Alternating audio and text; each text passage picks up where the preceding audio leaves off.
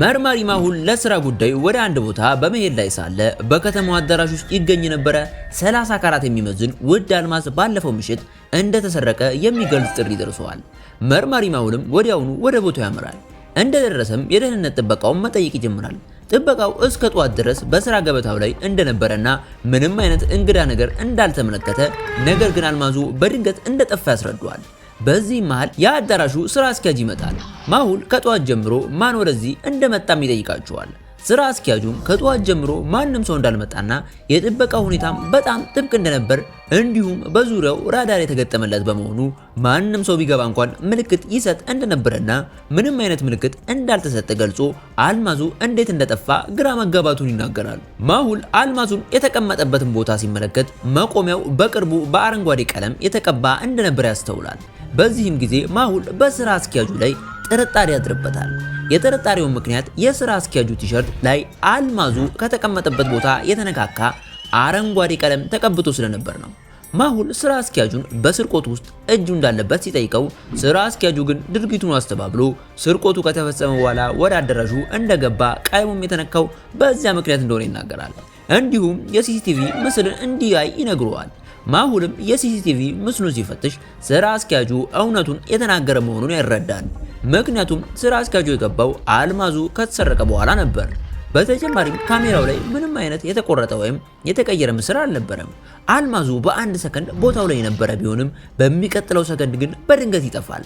ማሁል ጉዳዩን እያሰበ ሳለ በተመሳሳይ መልኩ ዳይመንድ ፓላስ በሚገኘው ቦታ ሌላ አልማዝ እንደተሰረቀ ጥሪ ደርሷል። ማሁልም በፍጥነት በመኪናው ወደ ዳይመንድ ፓላስ ያመራል። ወደ ውስጥም እንደገባ ከስራ አስኪያጁ ጋር በመነጋገር የሲሲቲቪ ምስሎችን ይመለከታል። ከጧት እስከ ቀትር ድረስ ማንም ሰው ባይመጣም በከፍተኛ የደህንነት ጥበቃ ስር የነበረው ውድ አልማዝ ግን ተሰርቆ ነበር። ካሜራው ምንም ሳይነካካ አልማዙ እንዴት ሊጠፋ ይችላል? ማሁልን በጣም አስገርሞታል።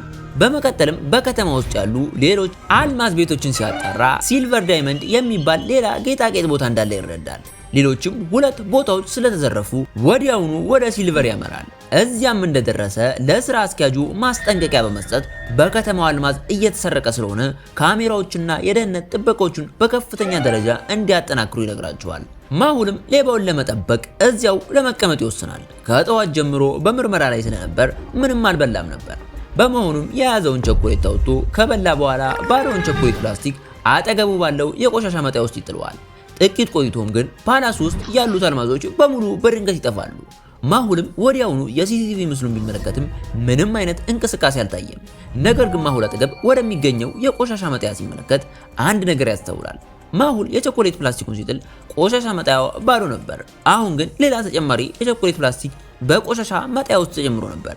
ይህም ማለት አንድ ሰው ቸኮሌት በልቶ ፕላስቲኩን እዚያው እንደጣለና በቦታው ላይ ሰው እንደነበረ የሚያረጋግጥ ነበር። ነገር ግን ካሜራው እይታ ላይ ማንም አልነበረም። ይህ እንዴት ሊሆን ይችላል? ግራ የተጋባው ማሁልም ጉዳዩን ለመረዳት ወደ ሳይንቲስት ጆን ዘንድ ለመሄድ ይወስናል። ወደ ሳይንቲስቱ መኖሪያ የሚያደርስ 3 መንገዶች የነበሩ ሲሆን ማሁል የትኛውን ይምረጥ? ማወቅ ትችላላችሁ።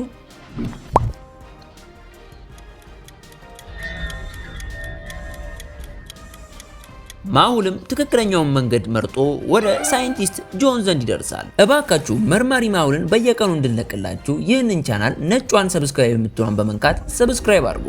እናመሰግናለን። ማሁል በሲሲቲቪ የማይታየውና ስርቆት የሚካሄደውን ሌባ ሁኔታ ለሳይንቲስቱ ያብራራለታል። ሳይንቲስቱም ሲመልስ እንዲህ አይነቱ ድርጊት ሊፈጸም የሚችለው በጊዜ ማሽን ወይም ታይም ማሽን አማካኝነት ብቻ እንደሆነ ይነግረዋል። ይህም ማለት የጊዜ ማሽን ተሰርቷል ማለት ነው። ይህ ደግሞ መስራት የሚችለው ፕሮፌሰር ቴክ ብቻ እንደሆነና ከ10 ዓመት በፊት አብረው ሁለቱም በዚህ ፕሮጀክት ላይ አብረው ሰርተው እንዳልተሳካላቸው ይነግረዋል። ማሁልም ወዲያውኑ ከከተማው ራቅ ብሎ በጫካ ውስጥ ወደሚገኘው የፕሮፌሰር ቴክ ቤት ያመራል። ፕሮፌሰሩም በቤታቸው ውስጥ ጥናት በማድረግ ላይ ነበሩ። ማሁል ስለ ጊዜ ማሽኑ ሲጠይቃቸው ፕሮፌሰር ቴክ የጊዜ ማሽኑን የሰራው ራሱ እንደሆነና በእርሱ አማካኝነት የፈለገበት ጊዜ በመሄድ አልማዞቹንም እንደሰረቀው በኩራት ይናገራል። ማሁልም በሲልቨር ፓላስ ውስጥ እርሱ እያለ እንዴት በሲሲቲቪ ሳይታይ አልማዙን ሊሰርቅ እንደቻለ ይጠይቀዋል። ፕሮፌሰሩም ቴክ ለቀረበለት አንድ ጥያቄ መልስ ካገኘ ሚስጥሩን እንደሚነግረው ይነግረዋል። ጥያቄውም ጊዜ ማለት ምን ማለት ነው ሲለው ማሁል ደግሞ ጊዜ ማለት ሳያቋርጥ የሚጓዝና መቼም የማይቆም ነገር ነው ሲል ይመልስለታል። ፕሮፌሰር ቴክም በሳቅ ታጅቦ የጊዜን ትርጉም እንደቀየሩትና በጊዜ ማሽን አማካኝነት ወደ ኋላ መጓዝ እንደሚችል ይገልጹለታል። ፕሮፌሰር ቴክ ማሁልን ይዘው በጊዜ ማሽኑ አማካኝነት ስርቆቱ ወደ ተፈጸመበት ሲልቨር ፓላስ ያለፈ ጊዜ ይወስዱታል። እዚያም ፕሮፌሰር ቴክ በፍጹም ረጋ ብለው ወጥተው ቸኮሌቱን በልተው ፕላስቲኩን ቆሻሻ ውስጥ መጣያ ውስጥ ጥለው አልማዙንም ይዘው ሲሄዱ ማሁል በገሃድ ይመለከታል። በወቅቱ በዛ ሰዓት የተለየ ጊዜ መስመር ላይ ስለነበሩ ማንም ሊያያቸው አልችልም ነበር። ማሁል ሚስጥሩን ከተረዳ በኋላ የፕሮፌሰሩን ችሎታ ቢያደንቅም ለወንጀል መዋላቸው ግን ትክክል እንዳልሆነ ይነግራቸዋል። ፕሮፌሰር ቴክ ግን በገንዘብ ሁሉንም ነገር ማድረግ እንደሚቻል ተናግረው በጊዜ ማሽኑ አማካኝነት ተሰውሮ ያመልጣል። ማሁልም በፍጥነት በመኪናው ተመልሶ ወደ ሳይንቲስት ጆን ዘንድ ይሄዳል። ከዛም ሁኔታውን ያብራራለታል። ሳይንቲስቱም ከ10 ዓመት በፊት የሰሩት የጊዜ ማሽን ወደ ካለፈው ጊዜ ብቻ መጓዝ የሚያስችል እንደነበረና ባለፈው ጊዜ ላይ የሚያደርገውን ማንኛውም ለውጥ አሁን ባለው ህይወት ላይ ለውጥ እንደሚያመጣ ያስረዳል። ስለዚህ በወቅቱ አልተጠቀሙበትም ነበር። ማሁል የሳይንቲስቱን የጊዜ ማሽን በመጠቀም ወዳለፈው ጊዜ በመሄድ ፕሮፌሰር ቴክን ለመያዝ ይወስናል። ማሁል የጊዜ ማሽኑን በመጠቀም ፕሮፌሰር ቴክ አልማዙን ወደ ሰረቀበት ሲልቨር ፓላስ ያለፈ ጊዜ ይጓዛል። ፕሮፌሰር ቴክ መተው ቸኮሌቱን በልተው ፕላስቲኩን ጥለው አልማዙን ሊያነሱ ሲሉ ማንም የሚያየኝ የለም ብለው ስላሰቡ ማሁል እጃቸውን ይዛቸዋል። ነገር ግን ፕሮፌሰር ቴክ በእጃቸው ላይ ባለው የጊዜ ማሽን መሳሪያ ተጠቅመው ወዲያው ወደፊት ጊዜ በመሸሽ ያመልጣል። ማሁል ፕሮፌሰሩን ለመያዝ በድጋሚ ሌላኛውን አልማዝ ወደ ተሰረቀበት የዳይመንድ ፓላስ ያለፈ ጊዜ በመሄድ ይጠብቃቸዋል። ነገር ግን ፕሮፌሰር ቴክ ይህንን በመረዳታቸው በዚያ ቀን ሳይሆን ከአንድ ቀን በኋላ ወደፊት ጊዜ መጥተው አልማዙን ሰርቀው ያመልጣሉ። አሁን ማሁል ፕሮፌሰር ቴክን የሚይዝበት አንድ መንገድ ብቻ ይቀረዋል።